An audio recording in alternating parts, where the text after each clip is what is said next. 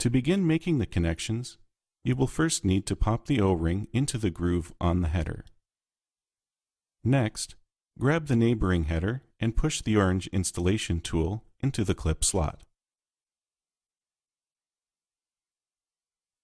Lubricate the O-ring with the provided lubricant and then push the two headers together and remove the installation tool. Replace it with one of the black clips and repeat these steps for the remaining headers along the top of the panel.